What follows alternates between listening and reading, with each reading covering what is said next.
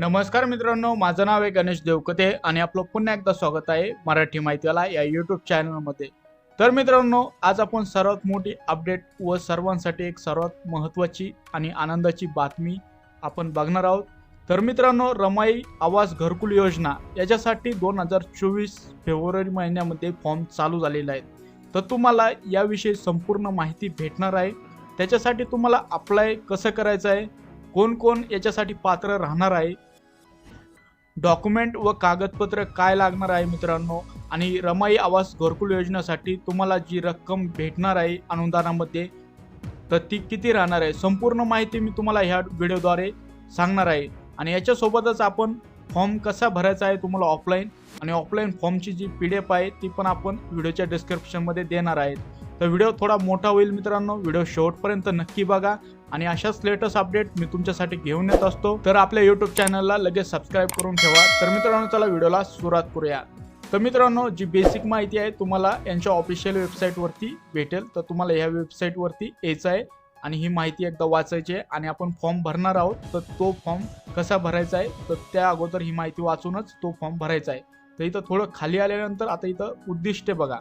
अनुसूचित जाती नवबुद्ध कुटुंबाचे राहणीमान उंचावे आणि त्यांचा निवाऱ्याचा प्रश्न सुटावा म्हणून ग्रामीण व शहरी भागामध्ये त्यांच्या स्वतःच्या जागेवर किंवा कच्च्या घराच्या जागेवर 269 स्क्वेअर फुटाचे पक्के घर बांधून देण्यासाठी ही रमाई आवास योजना ही चालू झालेला आहे आणि ही 2009-10 पासून सुरू आहे मित्रांनो. आणि याच्यासाठी परत एकदा 2024 मध्ये फॉर्म चालू झालेले आहेत. तर सदर योजनेची अंमलबजावणी ग्रामीण भागासाठी जिल्हा ग्रामीण विकास यंत्रणा, शहरी भागासाठी नगर परिषद, नगरपालिका या स्थानिक यंत्रणांमार्फत येते मित्रांनो.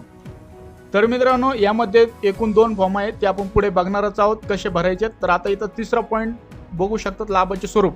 एका घराच्या बांधकामासाठी क्षेत्रनिहाय कलम खर्चाच्या मर्यादित रुपये 1,32,000 व नक्षलग्रस्त डोंगराळ क्षेत्रासाठी 1,42,000 रुपये नगर परिषद, नगरपालिका व महानगरपालिका, मुंबई विकास प्राधिकरण क्षेत्र त्यांच्यासाठी जे 2.5 लाख रुपये आहे. तर हा हिस्सा तुम्हाला भेटणार आहे मित्रांनो. यातला जो दुसरा पॉईंट आहे, लाभार्थी हिस्सा ग्रामीण क्षेत्रामध्ये निरंकक नगरपालिका क्षेत्र 60.5%, महानगरपालिका क्षेत्र जे आहे 10% इतका आवश्यक आहे.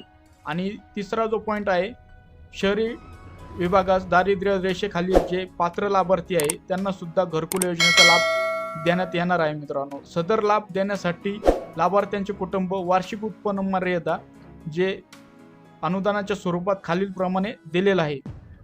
तर मित्रांनो, या योजनेमधून तुम्हाला 1,32,000 ते 1,42,000 व मित्रांनो 2.5 लाखापेक्षा तुम्हाला जे घरकुल योजनेसाठी पात्र राहतील त्यांच्या अकाउंटवरती हे पैसे येणार आहे आणि त्यांना याचा लाभ होणार आहे मित्रांनो. तर तुम्ही याच्यासाठी नक्कीच अप्लाय करायचं आहे मित्रांनो. ही प्रोसेस लवकरात लवकर होण्यासारखी आहे आणि याच्यासाठी जास्त वेळ पण लागणार नाही. पुढे मी तुम्हाला सांगणारच आहे फॉर्म कसा भरायचा आहे आणि तो फॉर्म पुढे सबमिट करायचा आहे. ते बघू शकतात, क्षेत्र, उत्पादन मर्यादा आणि लाभार्थ्याचा हिस्सा. महानगरपालिका जे आहे तिथं 3 लाख रुपये आणि जे तुमचं लाभार्थी हिस्सा राहणार आहे तो 7.5% असा राहणार आहे. महानगरपालिकामध्ये तुमचा जो हिस्सा राहणार आहे तो 10% असा राहणार आहे. तर ही जी एकूण रक्कम आहे 3 लाख, याच्यामध्ये तुमचा जो हिस्सा आहे याप्रमाणे राहणार आहे. जर ग्रामीण भागामध्ये येत असाल तर तुम्हाला जी रक्कम आहे 1,20,000 तर याचा जो हिस्सा आहे निरक राहणार आहे. महानगरपालिका प्राधिकरण क्षेत्र जे आहे तिथे 2 लाख रुपये असं राहणार आहे. आणि जो चौथा पॉईंट आहे महत्त्वाचा तो म्हणजे मित्रांनो, ग्रामविकास विभाग शासन निर्णय दिनांक 30/12/2015 पंडित दीनदयाळ उपाध्याय घरकुल योजना जागा खरेदीसाठी जी योजना आहे सुरू करण्यात आलेली असून या योजनेअंतर्गत मित्रांनो, रमाई आवास योजनेतील ग्रामीण क्षेत्राची जे दारिद्र्य रेषेखालील घरकुल योजनेसाठी पात्र आहे परंतु त्यांना जागा उपलब्ध नाही अशा लाभार्थ्यांना मित्रांनो जागा खरेदीसाठी 50,000 रुपये यातूनच तुम्हाला वाढून देण्यात येणार आहे.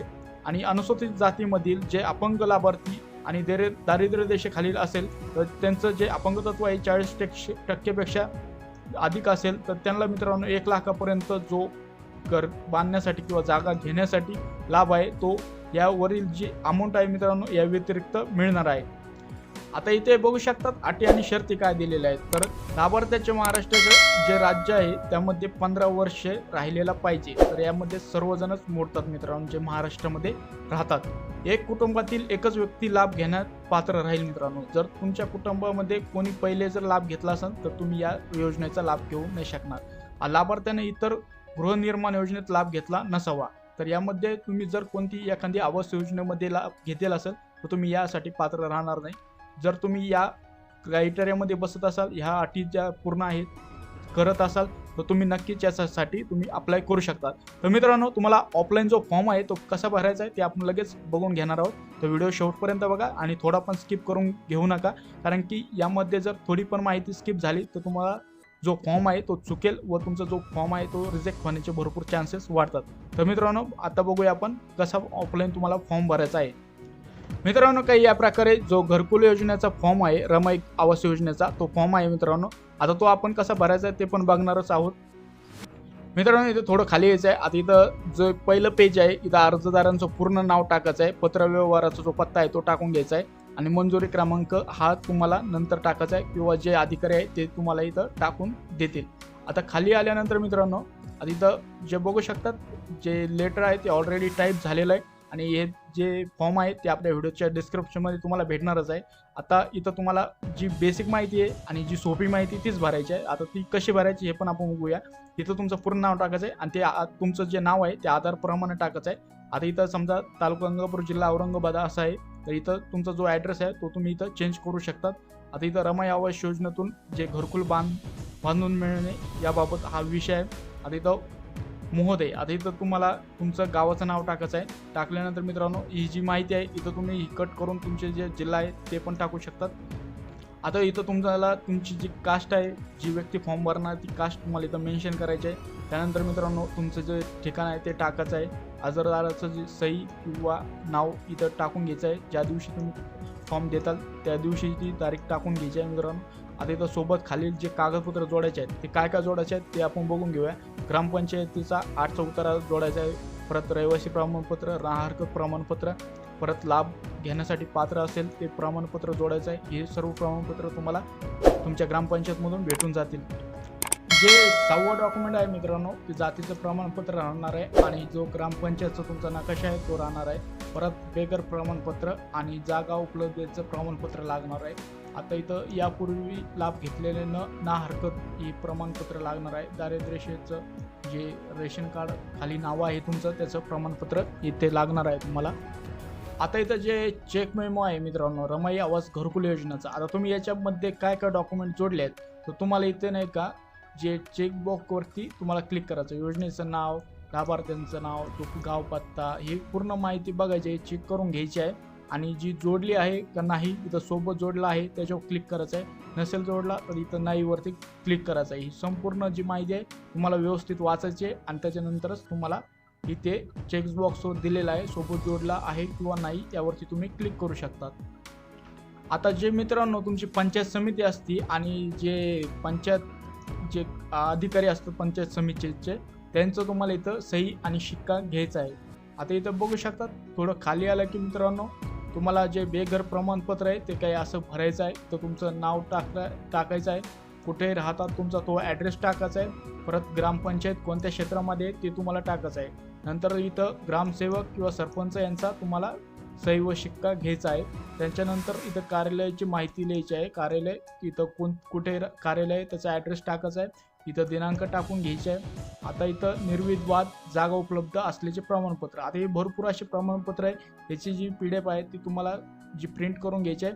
नाहीतर तुम्ही यांच्या ऑफिशियल वेबसाईटला जर व्हिजिट केलं तर तुमच्या ज्या जिल्हा किंवा तालुक्याची PDF आहे ते तुम्हाला तिथून भेटल्या जाईल मित्रांनो. याच्यानंतर हे प्रमाणपत्र भरत असताना मित्रांनो इथे नाव, ॲड्रेस, परत ग्रामपंचायत कुठे येते, कोणत्या अंतर्गत येते, क्षेत्रफळ, ही पूर्ण माहिती वाचायची आहे, भरायची आहे. परत ग्रामसेवक जे आहेत तुमचे त्यांची सही व शिक्का घ्यायचा आहे. ही पूर्ण फाईल सोबत घेऊन जायची आहे आणि एकखटीच तुम्हाला हे जे डॉक्युमेंट सही शिक्के लागणार आहे ते तुम्हाला तिथे द्यायचे आहे. आता इथं कार्यालय मौजे, तालुका, जिल्हा तर आहेच. परत किती तारखेला फाईल सबमिट करणार आहे ती तारीख टाकून घ्यायची आहे. नंतर लाभार्थीचे नाव, पतीचे नाव टाकून घ्यायचे आहे. परत याच्यावर सही शिक्के तुम्हाला घेऊन टाकायचे. परत जमिनीचा नकाशा, आता इथं तुमच्या जमिनीचा नकाशा आहे तर याच्या कोणत्या बाजूला कोण कोण राहतं हे नकाशा तुम्हाला भरायचा आहे. परत इथं तुमचा जो ॲड्रेस आहे तो टाकायचा आहे. परत इथं सही शिक्के तुम्हाला परत वापस घ्यायचे आहेत. आता इथं तुम्हाला ना हरकत प्रमाणपत्र आहे, इथं नाव टाकून घ्यायचं आहे, कुठे राहतात ते टाकायचं आहे, ग्रामपंचायत कोणतीही टाकायचं आहे, ग्रामसेवक सरपंच सही शिक्का घ्यायचा आहे. परत जे कार्यालयासाठी आहे ते कार्यालयासाठी ती जागा आहे तुम्हाला ती रिकामी सोडायची आहे मित्रांनो. त्याच्यानंतर दिनांक टाकून घ्यायचे आहे.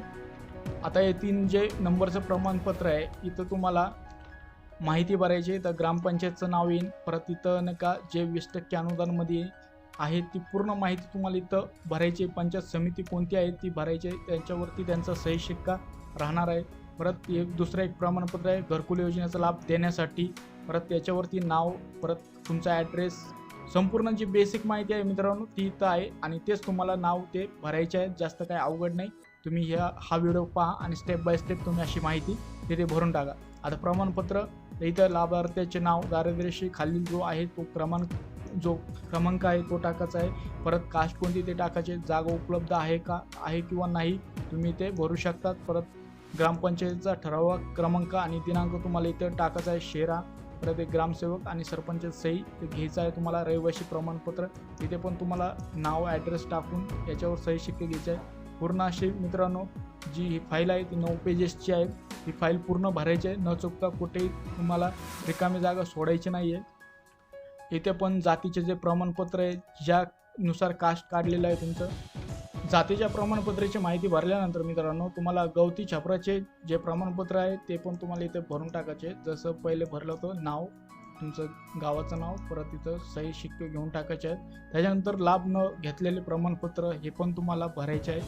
तर मित्रांनो संपूर्ण एवढी माहिती जी आहे 9 पेजेसची ती तुम्हाला भरायची आहे आणि हा जो फॉर्म आहे जवळच्या जिल्हा समितीमध्ये तुम्हाला दाखल करायचा आहे मित्रांनो. तर मित्रांनो आपण सर्व जी माहिती आहे सविस्तर बघितली आहे. जर तुम्हाला ही माहिती आवडली असेल तर नक्कीच लाईक करा.